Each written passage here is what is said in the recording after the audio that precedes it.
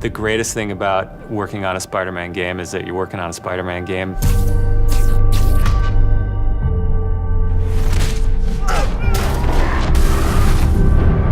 The hardest thing is that it's a Spider-Man game. We really care about storytelling here at Insomniac.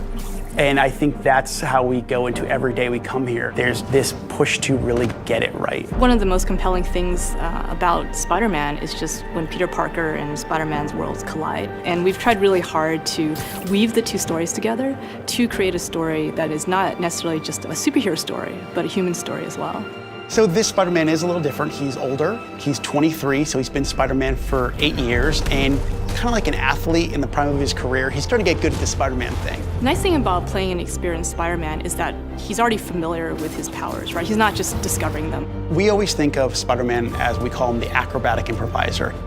He's looking for not only how he can take advantage of the way the enemies are positioned, but what around him. Could he use this object to grab with his webs and throw at an enemy? We want people to not only see the enemies in front of them, but the environment around, to take advantage of both of them. He also knows that the criminals out in the city know how he works as well, so he's got to mix it up. So even though he is more experienced, the challenges are going to be bigger than he's ever faced before.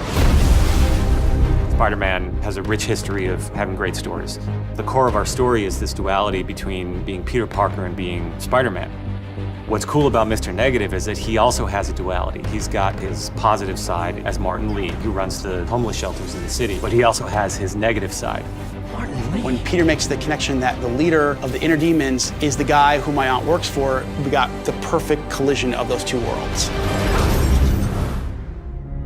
So many people have their own vision of what Spider-Man should look like, what he should sound like, and in the end, we just have to put a new and fresh twist on who he is. And for us, it's really, really important to deliver those big spectacle moments, those near impossible scenarios that only someone like Spider-Man can survive, and put you in that action.